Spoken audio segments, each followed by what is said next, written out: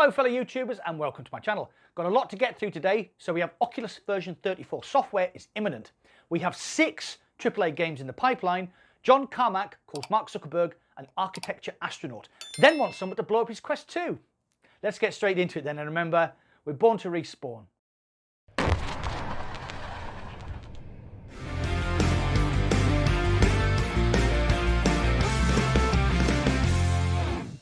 Version 34 of the Oculus software has begun its rollout and inevitably brings new features. This time round we're getting new voice commands, pause and play media, ask what the weather is doing, and even jump straight to settings, presumably to find out why your Wi-Fi keeps disconnecting when you're using Airlink, or how come your Guardian space keeps resetting. Android users are finally getting some love with in-headset notifications that iOS users have had access to for a while. Basically, any app that can display a notification on your phone screen can be linked to your VR headset. Space Sense enables you to see people or objects when they intrude into your Guardian space, so this should stop your little brother from sneaking up on you and making a bit of poo come out when playing Resident Evil 4. The pass-through API has been greatly improved and devs can now release their mixed reality apps onto Quest Store and App Labs. Vertigo Games have announced that their much delayed, much anticipated co-op zombie shooter After the Fall will drop on the 9th of December. I am hugely excited for the release of this game and think this is going to be a content goldmine for us VR creators. However, part of the Facebook Connect presentation stated that Vertigo was working on a further 5 AAA titles featuring well-loved IPs, but no further info was given. This got me thinking, so I decided to go and do a bit of digging around.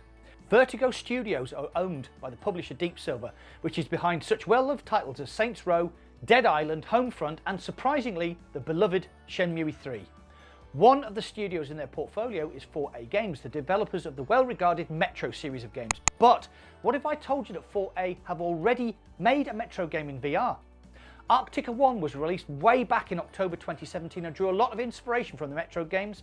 It was never stated that it was set in the same universe, but it was set in a frozen post-apocalyptic Russia. Does that sound familiar? Now it gets really interesting as Deep Silver themselves come under the umbrella of Koch Media, and they own the recently reformed Free Radical Design, with founders David Doak and Steve Ellis, tracing their lineage all the way back to the original GoldenEye and Perfect Dark on the N64. Doak and Ellis were involved in the design of what a lot of people consider to be the spiritual successor to those two classics, and that game was Time Splitters, which for an old school gamer like me is very exciting. This is all speculation mine, but my predictions for the 5 AAA titles incoming are Metro VR, Time Splitters VR, Dead Island VR, Homefront VR, and please, please, make Shenmue VR please.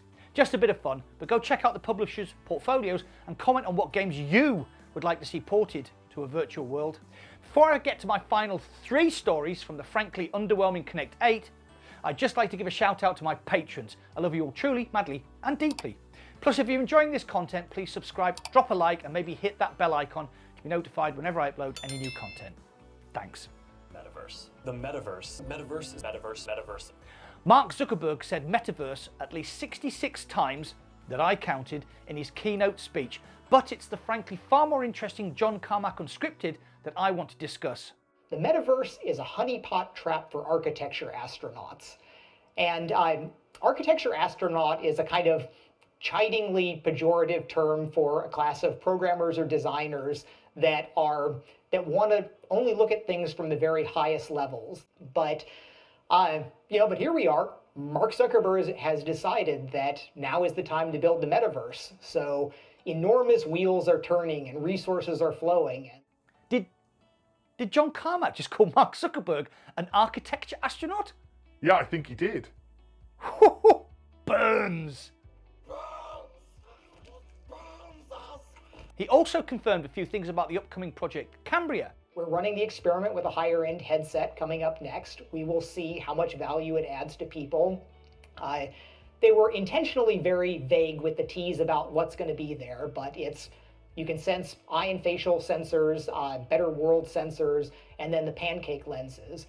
And the pancake lenses are, they're much more expensive, but they are much more compact. You can make a headset that is a lot smaller, slimmer, potentially better looking. and they are also potentially a lot clearer. But this was my favourite part of the whole speech, where he said he thinks that Facebook are being too conservative with the thermal management of the XR2 chip and asks someone to actually blow up his Quest 2. Where I keep saying, it's like, all right, you want to talk about we're going to damage something? I want somebody to blow something up in front of me. I want to see smoke coming out of this SoC before I will really agree that, okay, there is a fundamental limit here. What do you think? Would you like to see John Carmack run a Quest so hard that it actually blows up? That would be something, wouldn't it?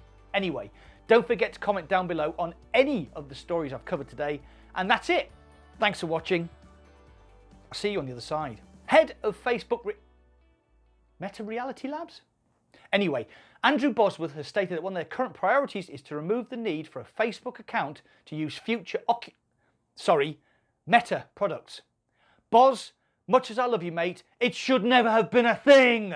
What you need is a trunk monkey with a baseball bat, and every time someone at Meta comes up with a stupid idea, bang, trunk monkey belts them.